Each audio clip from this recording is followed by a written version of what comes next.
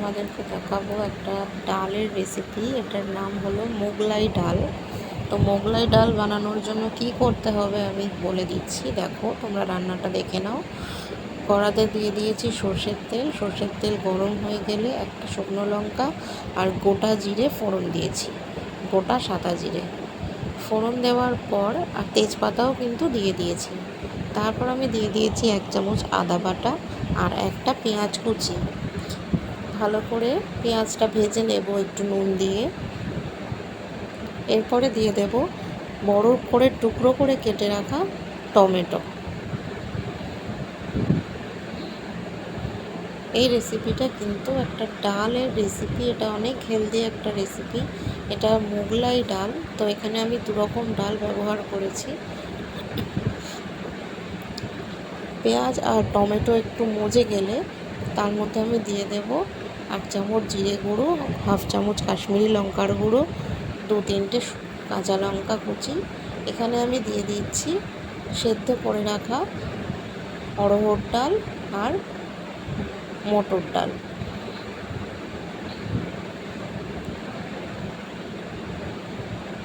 এখানে দিয়ে দিচ্ছি ভাপিয়ে রাখা লাউ। অল্প নুন দিয়ে গরম জলে ভাপিয়ে নিয়ে দিয়ে দিয়েছি। এবার খুব ভালো করে নেড়ে চেড়ে দেখো মশলার সাথে ডালগুলো কিন্তু আমি খুব ভালো করে মিশিয়ে দিচ্ছি। মিশিয়ে নিয়ে এটাকে প্রায় 6 থেকে 7 মিনিট মতো হতে দিতে হবে। ডালটা যেহেতু আগে থেকেই সেদ্ধ করা ছিল, তো বেশি সময় কিন্তু এটাতে লাগবে না। পরিমাণ মতো নুন দিয়ে দিলাম, দিয়ে দেব সামান্য চিনি।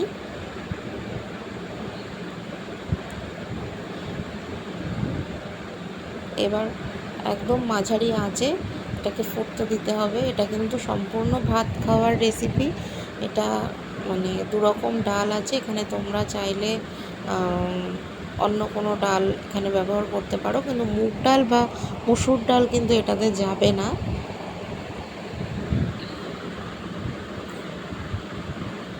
দেখো অনেকটা ফুটে উঠেছে। এবার আমি দিয়ে দিলাম গরম মশলার গুঁড়ো